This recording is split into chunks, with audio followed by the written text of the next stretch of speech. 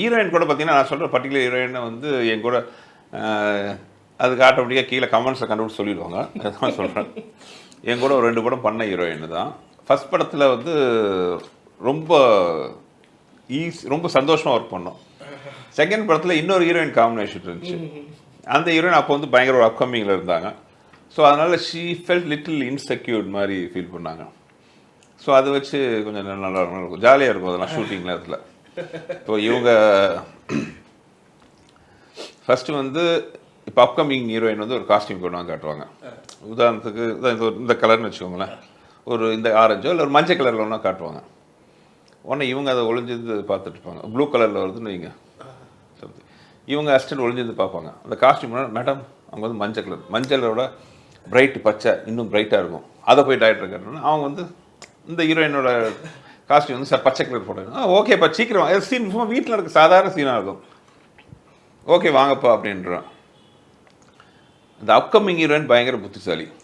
இவங்க அசிஸ்டன்ட் இதை ஒளிஞ்சிருந்து பார்த்துட்டு இருப்பாங்க. இவங்க வேறுனே முதல்ல வாங்க காட்டு மேடம் ஓகே அவங்க பச்சை ஓகே மேடம் ஓகே எடுறா அந்த பிரைட் சகப்பை அப்படின்ட்டு பிரைட் ரெட்டை போட்டுட்டு வந்துடுவாங்க ஷார்ட்டுக்கு. நான் இந்த ஹீரோயின்ட்ட கேட்பேன், என்ன அது வேறு ஏதாவது இல்லை சார் அது கொஞ்சம் ஃபிட்டிங் சரியில்லாத, சரி ஓகேன்ட்டு ஷார்ட் எடுத்துருவோம். இதுக்கு முன்னாடி இவங்க வந்து நடிச்சிடுவாங்கன்னு வைங்களேன், இந்த பிரைட் பச்சையில் வந்து நடிச்சிடுவாங்க. நடித்ததுக்கப்புறம் இவங்க ரெட்டில் வர்றாங்க. இப்போ டாப்பில் வந்துட்டு இருக்கு. ஏன் ட்ரெஸ் மாறினா இல்லை ஃபிட்டிங் சரியில்லைன்னா இப்போ அவங்களுக்கு தெரிஞ்சிடும்.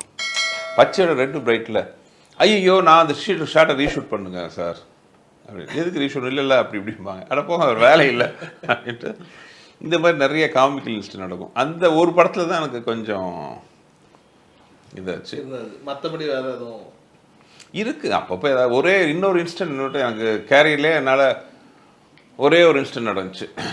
அது இப்போ சமீபத்தில் கொஞ்சம் சமீபங்கன்னா ஒரு ஓகே அது விடுங்க, சமீபனாலே கண்டுபிடிச்சிருங்க. அதில் வந்து என்னோட டைரக்டராக வந்து என்னோட நண்பர் ஒர்க் பண்ணார். அவர் டைரக்டர், நிறைய பெரிய படங்கள்லாம் ஒர்க் பண்ண ஒரு பெரிய டைரக்டர்.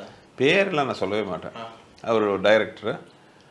அவர் யாருன்னு தெரியாமல் அந்த ஹீரோயின் கொஞ்சம் ஹீரோயினோட அம்மா கொஞ்சம் ஏதோ சொல்ல எனக்கு ரொம்ப அது லைஃப்பில் அந்த மாதிரி நான் கோவப்பட்டதில்லை. கெட் அவுட்டுன்ட்டேன், ஃப்ளோர் அவுட்டு.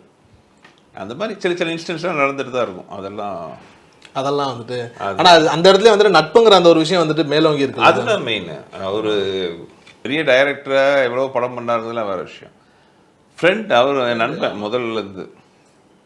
அவர் வந்து சும்மா எனக்கு ஹெல்ப் பண்ணுறதுக்காக அந்த படத்துக்கு வந்தார். அவர் சொன்னோன்னு ரொம்ப கோவம். அதுதான் எனக்கு லைஃப்லேயே அதிகபட்சம் கோவம் வந்த தருணம்.